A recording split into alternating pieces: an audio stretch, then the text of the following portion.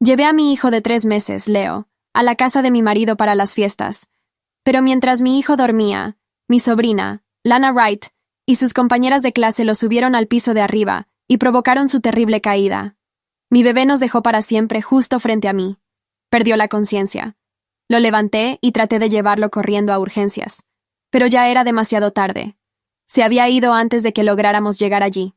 Como mi sobrina aún era menor, apenas enfrentó consecuencias. El tribunal ordenó a su familia pagar $800,000 en compensación, pero mi cuñada, Ariel Stone, lloraba y gritaba, acusándome de intentar arruinarles la vida por completo. Lloré hasta sentir que me habían arrancado el corazón. Todo lo que quería era justicia.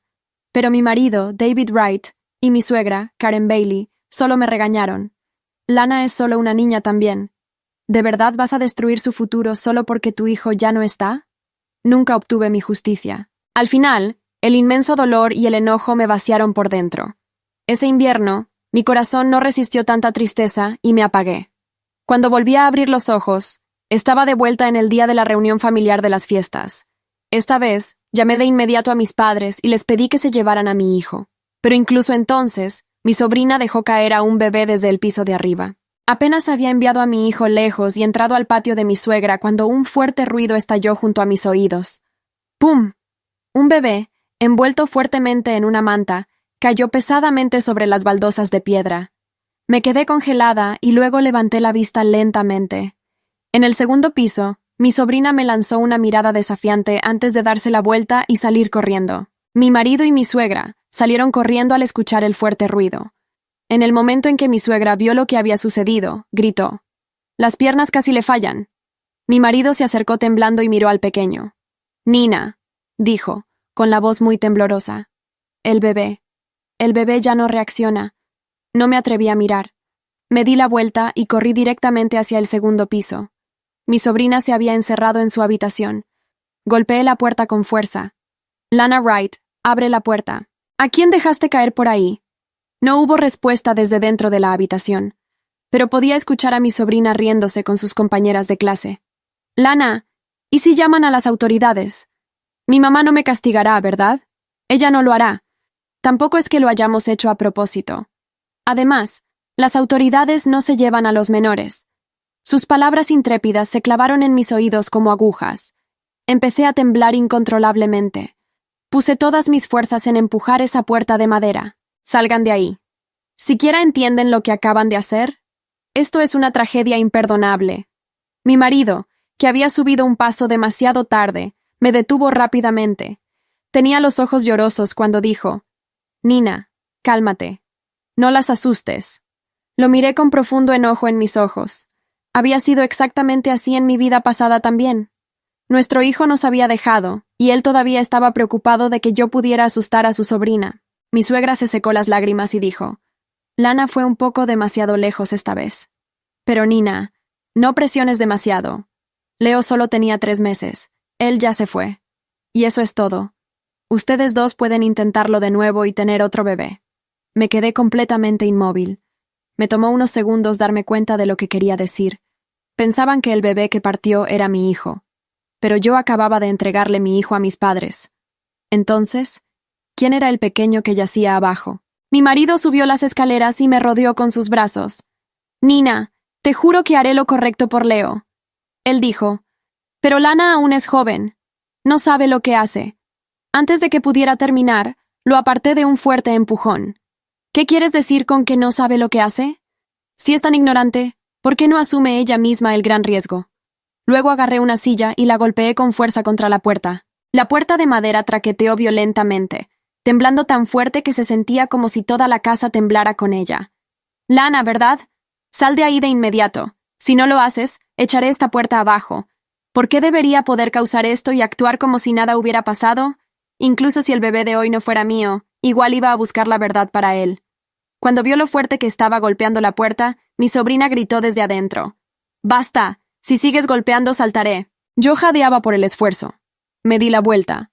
Corrí a la cocina, agarré un objeto pesado y golpeé la puerta. La herramienta se atascó profundamente en la madera y no se soltaba. «Entonces salta. Si no lo haces, entraré y te daré una gran lección yo misma». Mi sobrina finalmente no pudo soportar más la presión y abrió la puerta. Parecía irritada y aburrida, como si nada de esto tuviera que ver con ella. ¿A quién dejaste caer por ahí? Ella levantó la barbilla y se balanceó perezosamente sobre sus pies, luciendo completamente despreocupada. A tu hijo. ¿A quién más? La aparté bruscamente. El fuerte empujón le hizo girar la cabeza hacia un lado. Las lágrimas llenaron instantáneamente los ojos de mi sobrina. Se agarró el rostro y me miró con incredulidad. ¿Qué derecho tienes a tocarme? Ni siquiera mi mamá se atreve a tocarme, mala mujer. La empujé de nuevo. Exactamente por eso te convertiste en alguien tan malcriada. Tu madre nunca te enseñó a distinguir el bien del mal. Luego la agarré por los hombros y le grité con los dientes apretados. Te lo preguntaré una vez más. ¿A quién dejaste caer por las escaleras? Esta vez, mi sobrina finalmente se cayó. Cubriéndose la cara, dijo: Fue Leo, pero no quise hacerlo. Solo quería ver qué pasaría si se caía. No pensé que no lo resistiría. Miré hacia el interior de la habitación. La ventana estaba abierta de par en par, y el viento frío entraba a raudales. Las compañeras de mi sobrina estaban acurrucadas junto a la cama, demasiado asustadas para decir una palabra. Ya estaban en la escuela primaria. ¿Cómo podían no saber que esto era muy peligroso? Mi marido trató de razonar conmigo. Lana ya admitió que se equivocó. Cariño, ya te has desahogado lo suficiente. Solo despidamos al bebé. Me pareció absurdo. Una vida se había apagado, y todo lo que tenía que hacer era decir que lo sentía. Mi suegra subió corriendo y abrazó a mi sobrina. Acariciándole la cara con dolor, murmuró: La empujaste tan fuerte. Mira, su carita está toda roja. Su cara solo estaba roja por un empujón, pero ese bebé había perdido todo su futuro. Empujé a mi suegra, agarré a mi sobrina del brazo y la llevé hacia la gran ventana. ¿No dijiste que no sabías qué pasaría si alguien caía? ¿Por qué no lo intentas tú misma? Mi sobrina rompió a llorar, luchando mientras gritaba: No, no quiero. No resistiré si caigo. Irás a un reformatorio si me haces daño. Irás a un reformatorio. Así que ella sí sabía que la gente podía enfrentar graves consecuencias. Y lo hizo de todos modos. En ambas vidas, nunca pude entender cómo el corazón de una niña podía ser tan duro. Un tirón recorrió mi brazo.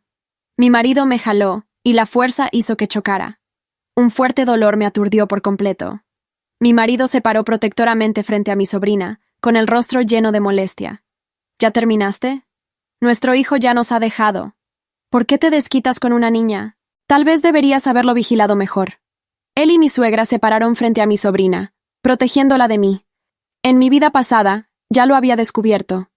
Ellos eran la verdadera familia, unidos por sus propios lazos. Mi hijo de 3 meses y yo no significábamos nada. Me presioné una mano contra la frente, temblando, mientras sacaba mi teléfono para llamar a las autoridades. Pero mi marido me lo quitó de la mano. Esto es un asunto de familia. ¿Por qué llamas a los oficiales? Lana ni siquiera tiene 18 años todavía. Llamar a los oficiales no servirá de nada. Me apoyé contra la pared y me levanté, mirándolo con total decepción. El que partió es tu hijo. ¿Y todavía no vas a hacer nada? Cuando vio que estaba lastimada, un destello de culpa cruzó por sus ojos. Nina, podemos tener otro hijo. Pero yo solo tengo una sobrina. Qué buen hombre. Tan devoto a su familia. En aquel entonces, eso era exactamente lo que me había gustado de él. Él era muy leal. Trataba bien a su familia. Nunca imaginé que esa misma cualidad se convertiría en un gran problema en mi contra. Nunca nos había visto a mi hijo y a mí como su verdadera familia. En su corazón solo importaban sus propios parientes. Incluso su sobrina importaba más que su hijo biológico. Me di la vuelta para bajar las escaleras, pero mi cuñada pasó corriendo y me empujó con el hombro. Se lanzó hacia Lana y la abrazó, furiosa. ¿Qué te da derecho a tocar a mi hija? Ni siquiera yo soy capaz de castigarla. ¿Quién te crees que eres? Yo temblaba de impotencia. ¿Por qué no preguntas qué hizo tu hija? Tu hijo partió y ahora la culpas a ella. Si quieres culpar a alguien, culpa a tu hijo por tener tan mala suerte. Yo estaba tan molesta. Pero en este momento, en lo único que podía pensar era en el bebé que acababa de caer del piso de arriba. ¿Quién era él? ¿Cómo había terminado en la casa de mi suegra? Ariel, tú también tienes un hijo. Si el que partió hoy hubiera sido tu hijo, ¿seguirías siendo capaz de decir eso? Las pupilas de mi cuñada se encogieron. Me señaló y me reclamó en voz alta. Mujer inestable, tu hijo partió, así que ahora nos deseas el mal, ¿no? Si me preguntas, tu hijo tuvo su destino. ¡Qué alivio inmenso! Agarré mi teléfono con la pantalla destrozada y bajé directamente las escaleras. Mi suegra gritó ansiosamente: «¡Deténla! ¡Va a llamar a las autoridades!». Mi cuñada se burló: «¿Y qué si lo hace? Lana no irá a ningún lado de todos modos. ¿No piensas? Si llamas a las autoridades y nos demandas, tendremos que pagar una indemnización». Ariel entendió de repente, y la molestia en su rostro se profundizó. «David, mira a la esposa con la que te casaste. Su propio hijo ha partido, y todavía tiene energía para conspirar contra nosotros. Mi marido me persiguió, con el rostro ensombrecido por la molestia. Pero yo ya había enviado un mensaje de texto a mis padres diciéndoles que vinieran con ayuda. Se abalanzó hacia adelante para arrebatarme el teléfono. Cuando vio el mensaje que había enviado, se molestó tanto que me dio un fuerte tirón. «Te dije que esto es un asunto de familia. ¿Por qué insistes en llamar a las autoridades? La familia de mi hermano no es adinerada para empezar. ¿Estás intentando sacarles dinero? ¿Cómo nunca me di cuenta de que eras tan implacable?». Me agarré el pecho y dejé escapar una risa desesperanzada. Sí, yo era implacable. Estaba tan molesta que deseaba que su familia enfrentara la justicia de inmediato. Sin decir una palabra, seguí bajando las escaleras. Necesitaba saber quién era ese bebé. Una vaga respuesta ya se había formado en mi corazón, pero no me atrevía a creerlo. Cuando lo ignoré, David entró en pánico y me siguió abajo. Justo cuando estaba a punto de salir, me agarró con fuerza de los hombros. «Nina, deja de hacer una escena, ¿de acuerdo? Ya revisé a Leo. Se ha ido. Vamos a despedirlo y fingir que nada de esto pasó. ¿Está bien?». Yo lo ignoré por completo sin expresión, pero al segundo siguiente, mi mirada cambió. El lugar donde el bebé había estado acostado ahora estaba vacío. Agarré a David por los hombros y exigí: «¿Dónde está el bebé? ¿Qué hiciste con él?». Las sirenas de las autoridades sonaron afuera del gran patio. 2 oficiales caminaron y preguntaron: «¿Quién solicitó ayuda aquí?». David me bloqueó el paso y forzó una sonrisa. «Oficiales, mi esposa cometió un error. Nadie solicitó ayuda aquí». Mi suegra y Ariel bajaron apresuradamente también. Mi suegra me señaló y espetó: «Está muy alterada. Fue solo una discusión sin sentido entre marido y mujer. Pero ella quiere llamar a todos por cada pequeño problema familiar». Los oficiales parecían dudar, pero parecieron pensar que era solo una disputa doméstica. Tomaron una breve declaración y se fueron. Solo después de que se fueron por completo, David finalmente me soltó: «Nina, ¿crees que no estoy devastado porque el bebé se fue?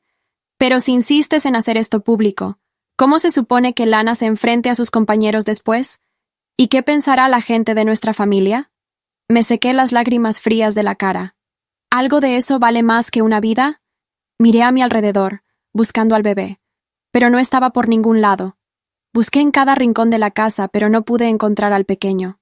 Entonces mi mirada se posó en el viejo depósito del jardín. Cuando Ariel me vio dirigirme hacia allí, me detuvo rápidamente. «El lugar está en ruinas. Ve a otro lado, por favor». Me solté bruscamente y caminé hacia el depósito. Un olor a humedad me golpeó en la cara. Entonces vi una esquina de la manta roja brillante del bebé allí. Todo mi cuerpo tembló. Un reclamo furioso y roto brotó de mi pecho. ¿Acaso no tienen corazón en absoluto? Ariel todavía lucía engreída, como si estuviera orgullosa de su gran astucia. «Si yo no hubiera sido inteligente, realmente nos habrías metido en problemas. Una vez que alguien se va, ya no está. No tenemos dinero para darte». Lana se escondió detrás de Ariel y me gritó: «Eres una persona muy mala. Tu hijo se fue y ahora intentas sacarnos dinero. No tienes nada de pena. Tu hijo solo tenía 3 meses y ya estás intentando sacarnos cientos de miles. ¿Qué? ¿Planeas hacerte rica cada vez que tengas un bebé?». Mi suegra y David siguieron intentando persuadirme de que lo dejara pasar.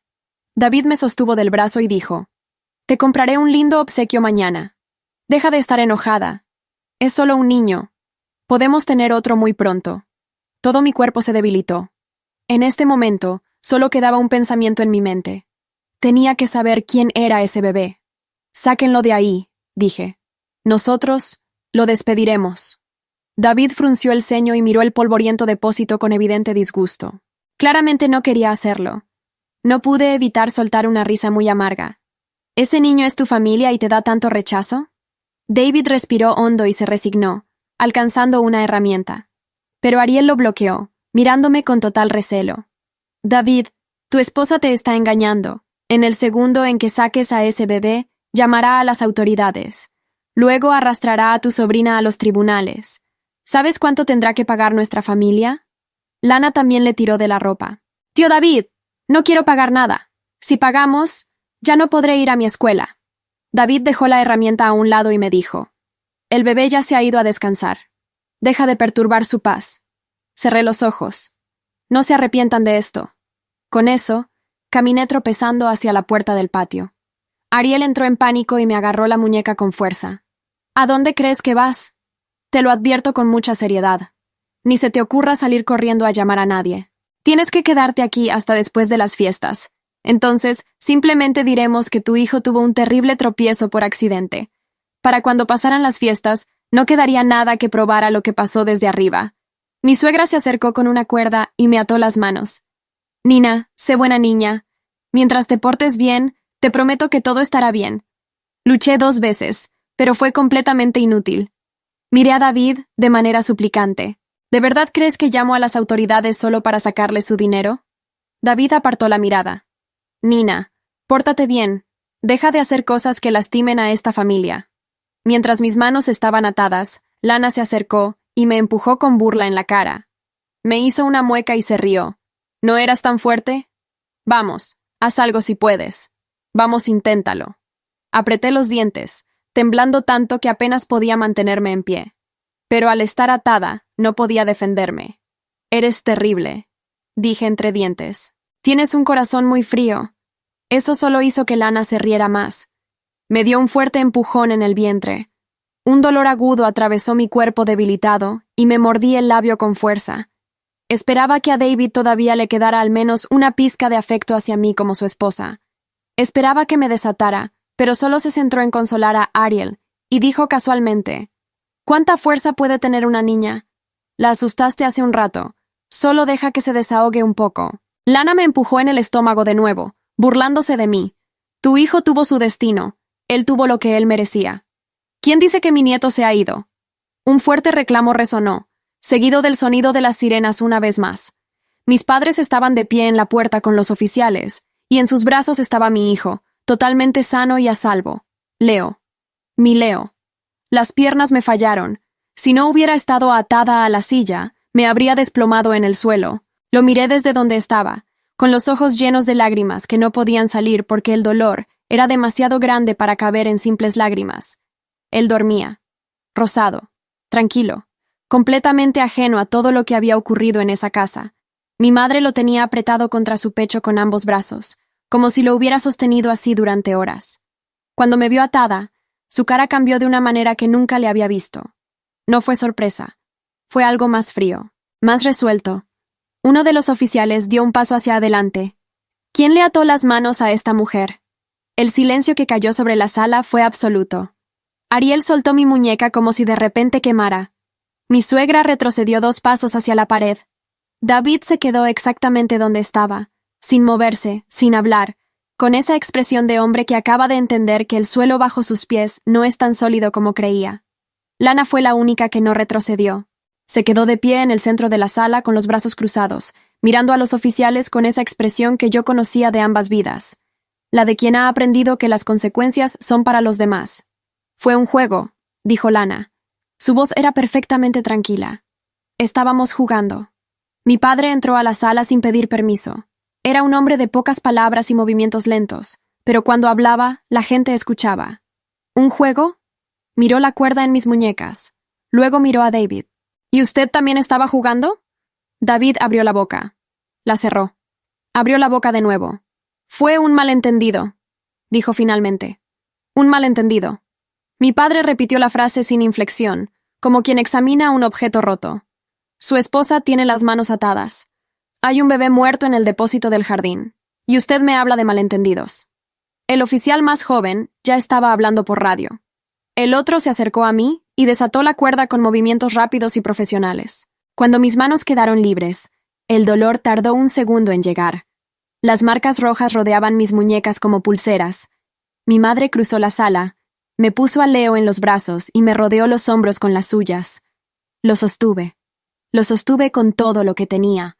Olía a leche y a jabón de bebé, y a esa cosa indefinible que solo existe en los recién nacidos, ese olor que ninguna otra cosa en el mundo tiene. Lo apoyé contra mi pecho y cerré los ojos un segundo. Solo un segundo. Luego los abrí porque todavía había cosas que hacer. ¿Quién es el bebé del depósito?, preguntó el oficial mayor, mirando a todos en la sala. Nadie habló. Alguien en esta sala sabe quién es ese niño, continuó. Su voz no subió ni un tono. Y esa persona va a decírmelo ahora. Ariel miró a David. David miró el suelo. Mi suegra se apretó las manos contra el pecho. Lana siguió con los brazos cruzados, aunque ahora la postura se veía levemente menos segura que antes. Fui yo quien habló. Cuando llegué aquí esta tarde, escuché un golpe fuerte desde el patio. Mantuve la voz pareja. En esta vida tenía algo que no tuve en la otra, tiempo para preparar las palabras. Bajé y encontré a un bebé caído sobre las baldosas. Mi sobrina estaba en el segundo piso. Cuando subí a preguntarle qué había pasado, me dijo que había querido ver qué ocurría si alguien caía. Esas fueron sus palabras exactas. Lana dio un paso al frente. Eso es mentira. Sus compañeras de clase también estaban allí, dije. Las mismas que siguen en esta casa. El oficial miró a Lana. ¿Cómo te llamas? Lana cerró la boca. Lana Wright, respondió Ariel por ella, con la voz tensa. Es menor de edad. No pueden interrogarla sin un abogado presente. Nadie está siendo interrogado. El oficial sacó una libreta. Estoy tomando información sobre un posible fallecimiento. Eso es diferente. Miró a Ariel con una calma que era casi más intimidante que cualquier tono elevado. ¿Y usted quién es? Su madre. ¿Estaba usted presente cuando ocurrió el incidente? Ariel vaciló. Estaba dentro de la casa. ¿Escuchó el golpe? Todos lo escuchamos. ¿Y cuál fue su primera reacción? La pausa que siguió fue suficientemente larga para tener su propio peso. Mi suegra intervino, dando un paso adelante con esa energía de quien ha pasado décadas siendo la autoridad en su propia casa y no sabe funcionar de otra manera. Oficiales, esto es una tragedia familiar, un accidente terrible. No hay necesidad de convertir esto en algo más grande de lo que es. Somos gente de bien. Mi nieta cometió un error gravísimo y lo lamenta profundamente. Hizo una pausa calculada. ¿Podemos manejar esto con discreción? El oficial mayor la miró durante 3 segundos sin responder. Luego cerró la libreta, se volvió hacia su compañero y dijo: Necesitamos al forense y a la unidad de menores. Mi suegra palideció. David finalmente levantó la vista del suelo. Algo había cambiado en su cara, algo que yo había esperado ver en mi vida anterior y que nunca llegó. No era arrepentimiento todavía, era el principio del miedo, el reconocimiento lento de que esta situación tenía una dimensión que él no había querido ver y que ahora ya no podía ignorar. Me buscó con los ojos. Lo miré de vuelta, con Leo apretado contra mi pecho, sin decir nada. No había nada que decir que los hechos no estuvieran diciendo solos. La unidad de menores llegó 20 minutos después con una trabajadora social y 2 oficiales adicionales. El depósito fue acordonado. Mi suegra se sentó en el sofá con las manos entrelazadas sobre el regazo, repitiendo en voz baja que todo había sido un accidente, como si la repetición pudiera convertir esas palabras en un escudo. Ariel llamó a un abogado desde el pasillo, hablando en voz baja con la espalda vuelta hacia todos. Lana fue llevada a una habitación separada con la trabajadora social. Por primera vez desde que la conocía, no tenía respuesta rápida ni postura desafiante. Solo la vi desaparecer por el pasillo con los brazos pegados al cuerpo y la nuca rígida. David se acercó a mí mientras yo seguía sentada con Leo. Nina. Su voz era baja, diferente a como había sonado toda la tarde. Necesito que escuches. Te escucho. Sé que hice mal. Hizo una pausa. Sé que hice muy mal. Lo miré. Esperé. Pero si esto llega a un tribunal, la vida de Lana queda marcada para siempre. Tiene 12 años. Bajó la voz todavía más. ¿No podemos encontrar otra manera? Sostuve a Leo con más firmeza. David, en mi vida anterior hice exactamente lo que me estás pidiendo ahora. Lo dije sin rabia, sin elevar la voz, solo con la claridad de alguien que ya recorrió ese camino hasta el final y sabe exactamente a dónde lleva. Dejé pasar. Acepté los 800,000 sin pelear por más. Guardé silencio porque todos en esta casa me convencieron de que el silencio era lo correcto. Hice una pausa. Y tu sobrina creció creyendo que las consecuencias no existían para ella, igual que hoy. David frunció el ceño. ¿De qué hablas? ¿Tu vida anterior? No importa. Aparté la vista. Lo que importa es lo que ocurre ahora. Mi padre se acercó desde el otro lado de la sala y se sentó junto a mí sin decir nada.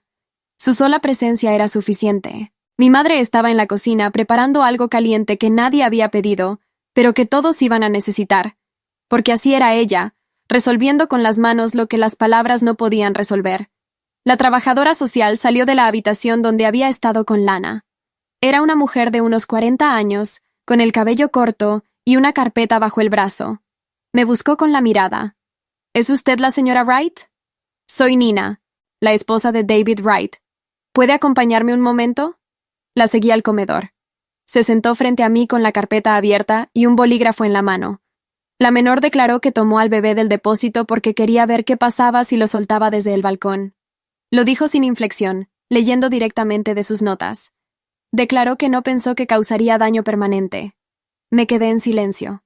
¿Usted presenció el momento en que el bebé cayó? Llegué segundos después. Escuché el golpe. ¿Y el bebé del depósito?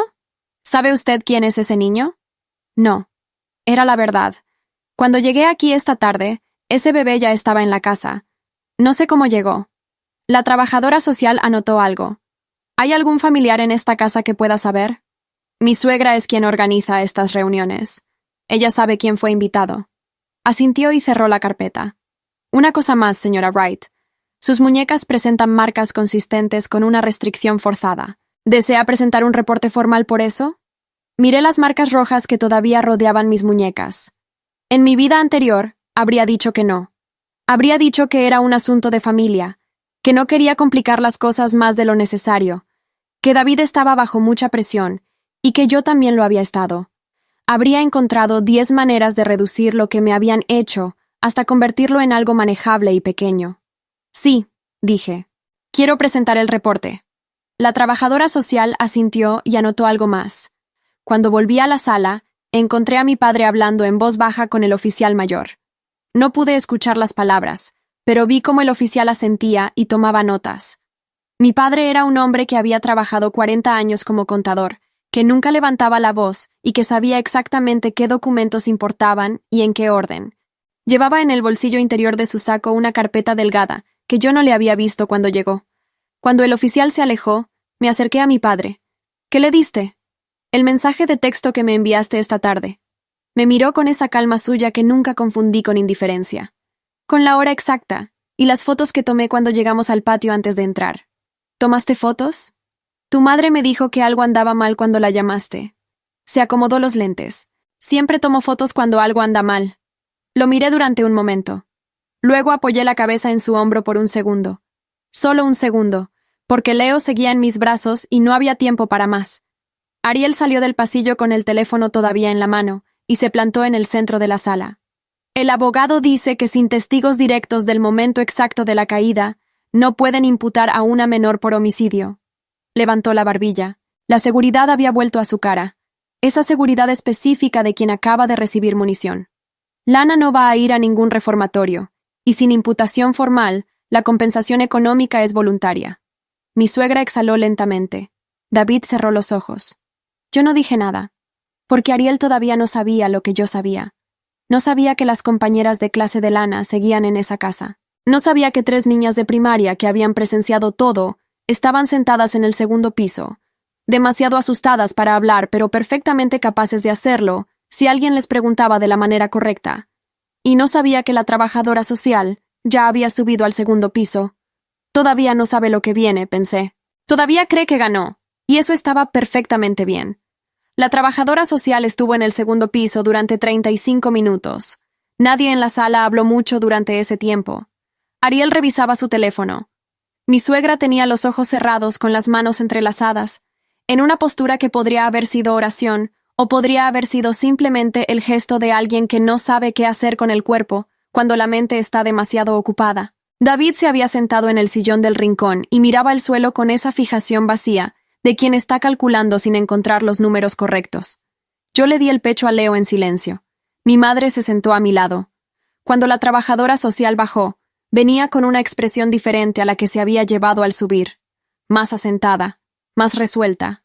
Buscó al oficial mayor y le habló al oído durante un momento. El oficial asintió varias veces y luego se volvió hacia la sala. Necesito que todos permanezcan aquí. Ariel levantó la vista del teléfono. ¿Por qué? Porque hay 3 menores en el segundo piso que presentaron declaraciones consistentes entre sí. El oficial habló sin levantar la voz. Las 3 confirman haber visto a Lana Wright tomar al bebé del Moisés donde estaba durmiendo y llevarlo al balcón. El color abandonó la cara de Ariel de una manera visible, como agua que se va por un desagüe. Eso es imposible, dijo. Son niñas. No saben lo que vieron. Tienen entre 8 y 10 años. Sus relatos son coherentes y detallados. El oficial consultó su libreta. Las 3 describen el mismo momento, la misma secuencia, y las mismas palabras que Lana pronunció antes de soltar al bebé. ¿Qué palabras? La voz de Ariel era ahora un hilo. El oficial leyó directamente de sus notas. Vamos a ver si rebota. La sala quedó en un silencio que duró varios segundos. Mi suegra hizo un sonido pequeño, casi inaudible. David se puso de pie despacio, como si le dolieran las articulaciones, y se quedó parado en el centro de la sala sin saber hacia dónde mirar. Ariel se recuperó más rápido de lo que esperaba. Era una mujer que había pasado años construyendo narrativas, y sabía cuándo una empezaba a derrumbarse, y cuándo todavía podía sostenerse. Son niñas que se asustaron y están confundidas, dijo. Un buen abogado va a desarmar esas declaraciones en 5 minutos. Puede intentarlo. El oficial cerró la libreta. Pero mientras tanto, la menor queda bajo custodia temporal de la unidad de menores hasta que el juez revise el caso mañana por la mañana. Ariel abrió la boca. La cerró. Luego se giró hacia David con una furia que ya no tenía ningún lugar seguro a donde ir. David, haz algo. David me miró. No a Ariel, a mí. Y en esa mirada había algo que no supe leer completamente. Algo entre la culpa y una pregunta que no sabía cómo formular en voz alta. Lo sostuve con la mirada durante un momento. Luego bajé los ojos hacia Leo, que dormía contra mi pecho sin saber nada de nada. David. La voz de Ariel subió un tono. Tu esposa hizo esto. Ella llamó a los oficiales. Ella habló con la trabajadora social. Ella arruinó todo. ¿Y tú solo te quedas parado mirándola? Ariel. La voz de David sonó cansada, profundamente cansada. Para. ¿Que pare? Ariel dio un paso hacia él. Tu sobrina va a ser llevada esta noche y tú me dices que... Te digo que pares. Lo repitió con más firmeza. Se pasó una mano por la cara. Lana soltó a un bebé desde un balcón, un bebé murió, y nosotros pasamos toda la tarde protegiéndola a ella y atando a mi esposa a una silla. Hizo una pausa. ¿Quieres que haga qué exactamente, Ariel? El silencio que siguió fue de un tipo diferente a todos los anteriores, más definitivo. Ariel lo miró durante un momento largo. Luego me miró a mí, y en su cara vi el momento exacto en que una persona entiende que el terreno donde estaba parada ya no existe. Lana fue llevada afuera acompañada por la trabajadora social y un oficial. Pasó junto a mí en el pasillo y por un momento nuestras miradas se cruzaron. No había burla en su cara ahora. Tampoco había arrepentimiento todavía. Eso llevaría más tiempo, si es que llegaba. Solo había una expresión que yo nunca le había visto. Miedo real. El tipo que no puede cubrirse con una mueca ni resolverse con un empujón. Mi suegra intentó acompañarla hasta la puerta, pero el oficial le pidió que se quedara adentro. Se quedó en el umbral viendo alejarse a su nieta con las manos apretadas contra el pecho y algo rompiéndose en su cara que tampoco tenía nombre exacto. Mi padre se acercó al oficial mayor por segunda vez esa noche. Esta vez sacó la carpeta delgada del bolsillo interior de su saco y la abrió. Esto es el registro fotográfico del estado del depósito cuando llegamos, dijo, con marca de tiempo, y aquí está la captura del mensaje de texto que mi hija me envió esta tarde, también con hora exacta. Pasó a la siguiente página. Y esto es el historial médico del bebé fallecido que conseguí mientras esperábamos afuera. Lo solicité al hospital más cercano cuando mi hija me dijo que había un bebé caído en el patio. El oficial tomó la carpeta. ¿Cómo obtuvo el historial médico tan rápido? Mi padre se acomodó los lentes. Tengo un amigo en el hospital. Lo llamé desde el auto. Una pausa breve. El bebé estaba registrado como paciente del servicio pediátrico de este distrito. Tenía 4 meses. Su nombre está en esa primera página. David escuchó eso desde el otro lado de la sala. Lo vi cerrar los ojos. Me levanté despacio, con Leo todavía en brazos, y caminé hasta el centro de la sala. No porque necesitara decir algo importante, solo porque después de todo lo que había ocurrido esa tarde, en esa vida y en la anterior, necesitaba estar de pie en ese lugar y no en un rincón. Ariel me miró desde donde estaba, con el teléfono apagado en la mano y el abogado que ya no tenía respuestas para darle. «Te advertí», le dije. Solo eso. Sin rabia. Sin satisfacción tampoco. Ella apartó la vista. Mi suegra seguía de pie en el umbral de la puerta, mirando hacia la calle donde el auto de la unidad de menores ya no se veía. Su perfil recortado contra la luz exterior tenía algo de estatua, de cosa fija que el tiempo está empezando a erosionar desde adentro. Afuera, el frío de la noche entraba por la puerta abierta. El juez revisó el caso a las 9 de la mañana siguiente. Yo llegué puntual con mi padre, mi madre y Leo. David llegó solo, sin Ariel, sin mi suegra. Se sentó 2 sillas más allá de mí en la sala de espera sin decir nada. Lo miré un momento. Él me devolvió la mirada. Ninguno de los dos habló. No había nada que decir que los hechos no fueran a decir mejor. El abogado de Ariel intentó desarmar las declaraciones de las 3 niñas argumentando que eran menores sugestionables, que habían sido interrogadas bajo presión emocional. El juez escuchó el argumento completo sin interrumpir. Luego pidió las declaraciones originales, las leyó en silencio durante varios minutos y preguntó si las 3 niñas habían sido entrevistadas por separado. La trabajadora social confirmó que sí, en habitaciones distintas, sin contacto entre ellas, con los protocolos estándar para menores testigos. El abogado intentó un segundo argumento. El juez lo dejó terminar y luego cerró la carpeta. Los 3 relatos son idénticos en los detalles centrales y distintos en los periféricos, dijo. Eso es exactamente lo que ocurre cuando 3 personas describen algo que vieron de verdad. Si hubieran sido sugestionadas, los relatos serían demasiado similares o demasiado distintos. Hizo una pausa. El argumento no prospera. Ariel, sentada junto a su abogado, no reaccionó. Tenía la cara de alguien que lleva horas sosteniendo una expresión neutra, porque cualquier otra cosa costaría demasiado. El juez ordenó que Lana permaneciera bajo custodia del sistema de menores durante la investigación formal. Ordenó también una evaluación psicológica obligatoria y un programa de intervención supervisada. No era un reformatorio, pero tampoco era nada parecido a lo que Ariel había prometido que ocurriría, que era nada. Cuando salimos de la sala, David me alcanzó en el pasillo. «Nina». Me detuve. Mi madre tomó a Leo de mis brazos sin que yo se lo pidiera y siguió caminando con mi padre, dándonos espacio. David tardó un momento en hablar. «Ayer hice cosas que no tienen justificación». Lo dijo mirándome directamente, sin desviar los ojos. «Te até las manos, te quité el teléfono. Protegí a Lana cuando debía haberte protegido a ti». Una pausa. «Y a Leo». Escuché cada palabra. «Lo sé», dije. «¿Hay algo que pueda hacer?» Lo miré durante un momento largo. En mi vida anterior había esperado esa pregunta durante meses. La había esperado después del funeral, después del tribunal, después de las noches en que lloraba sola en una habitación que olía todavía a bebé. Nunca llegó. Y cuando finalmente llegó mi corazón, fue demasiado tarde para recibirla. Ahora llegaba. Y yo era una persona diferente a la que había esperado. «Puedes ser honesto con el tribunal cuando te llamen a declarar», dije. «Sin versiones suavizadas, sin proteger a nadie. Solo lo que viste y lo que hiciste». Hice una pausa. «Eso es lo que puedes hacer». David asintió. Una vez, lenta. «¿Y nosotros?», preguntó. Era una pregunta pequeña que contenía muchas otras preguntas. La entendí todas. «No lo sé todavía», respondí. Era la respuesta más honesta que tenía. Pero ahora mismo lo más importante no somos nosotros. Bajé la vista hacia Leo, que mi madre sostenía al final del pasillo. David siguió mi mirada, y algo en su cara, algo que había estado cerrado desde la tarde anterior, se abrió levemente. No mucho, pero suficiente para ser real. Me despedí con un gesto breve y caminé hacia mis padres. Mi madre me devolvió a Leo sin decir nada. Me lo apoyé contra el pecho, y sentí su peso tibio, y su respiración regular, y ese olor que en mi vida anterior había perdido para siempre, y que ahora tenía de vuelta, completo, intacto, sin que nadie pudiera quitármelo. Salimos los 4 al frío de la mañana. En la acera, mi padre encendió el auto y mi madre abrió la puerta trasera para que yo entrara con Leo. Antes de subir, me detuve un momento.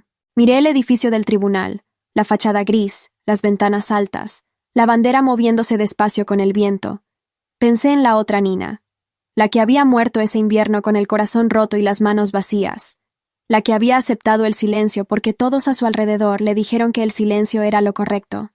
la que nunca supo que tenía una segunda oportunidad hasta que ya la estaba viviendo. No la juzgué. La entendí completamente. Pero yo no iba a ser ella.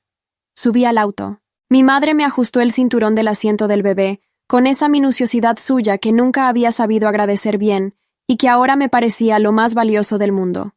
Mi padre arrancó sin apurarse. Leo abrió los ojos un momento. Me miró con esa mirada de los bebés que no enfoca todavía en nada concreto, pero que de alguna manera parece verlo todo, y volvió a cerrarlos. Me quedé mirándolo todo el camino a casa.